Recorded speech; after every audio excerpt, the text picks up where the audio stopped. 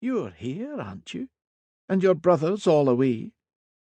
"Yes," said Judith, and she didn't add, "for now," or "after 100 years or so," or any of the other replies that might have sprung to her lips.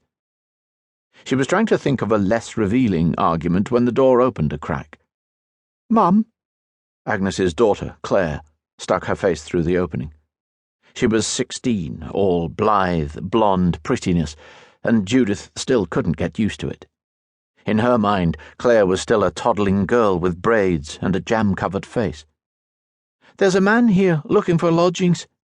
"You might be right," Judith said to Agnes. "Not about men and women, about this year." "It's the railroads, I'm sure of it." "Show him in, Claire," Agnes said. "We'll give him a cup of tea while we hear what he has to say.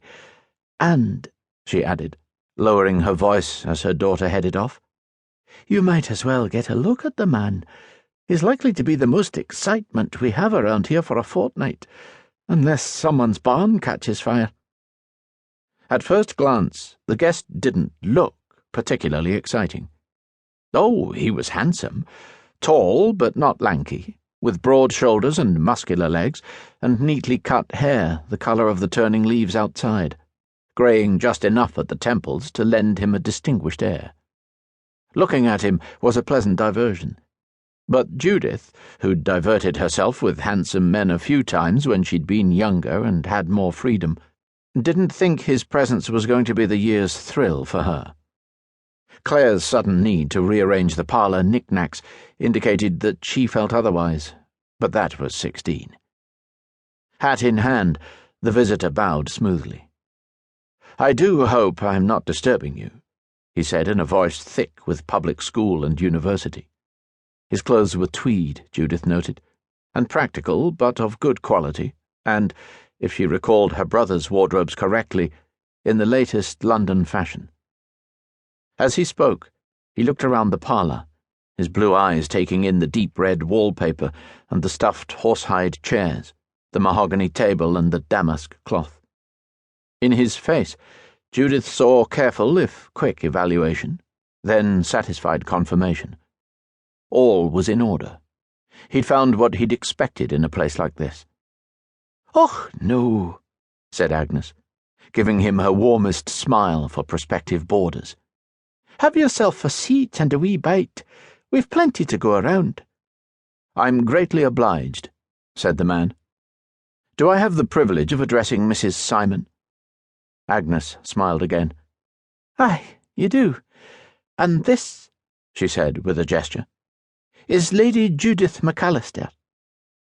Already knowing what would happen, Judith saw the stranger's face freeze briefly in surprise.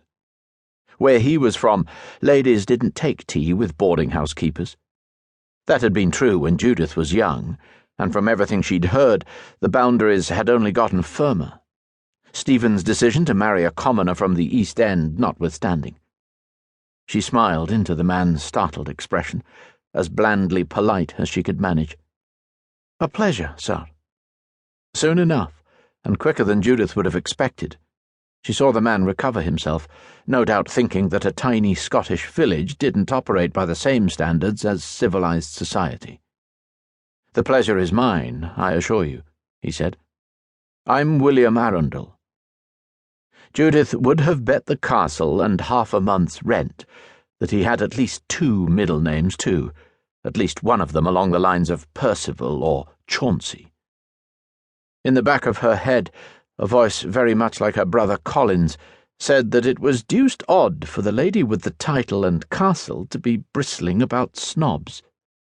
Judith told that voice to hush. Arundell wasn't just rich and educated. He was an outsider, for one thing, and for another, she didn't like the way he'd looked at the room or at Agnes. She certainly didn't like the way he was looking at her. It wasn't lust. She'd spent enough decades around soldiers and sailors that she wouldn't have batted an eye at mere lechery. No, Arundell's expression was gentlemanly enough, but underneath it she sensed the same evaluation he'd turned on the parlour, but without the satisfaction she was glad to see. What